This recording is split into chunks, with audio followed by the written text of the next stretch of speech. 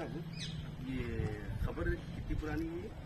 तकरीबन जो है 1.5-2 साल पुरानी होगी। जी और ये कब्र जो बनाई गई ये बगैर कमेटी के जिम्मेदारों के बगैर इजाजत बनाई गई। जी और रास्ता भी इससे तंग हो गया। अच्छा। इस पे 8 दिन तक मस्जिद में किरकिरी होती रही जी कि ये दरवाजा के सामने नहीं बनानी थी। और फिर उसके अलावा इस पर जाली डाल दी। जाली क्यों डाले?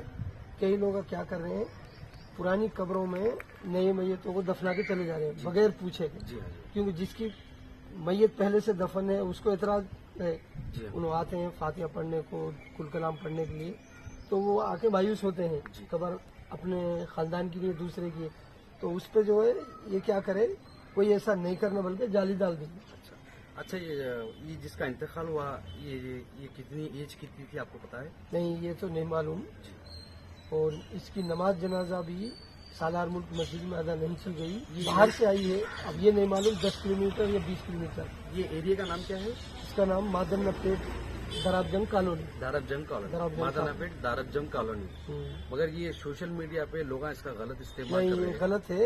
ये इस वजह से जाली लगाई गई कि एक तो रास्ता है, जी। ये कब्र दिखती रहना, जी इसको जो है मिट्टी की वजह से बराबर नहीं होना, ये जाली की वजह।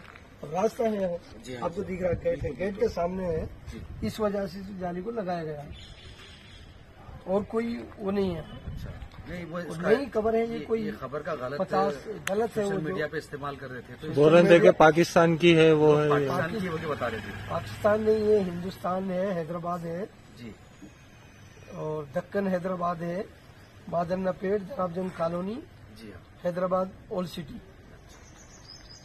बस यही मालूम करने का था मुझे आपसे। बहुत बहुत शुक्रिया। शुक्रिया।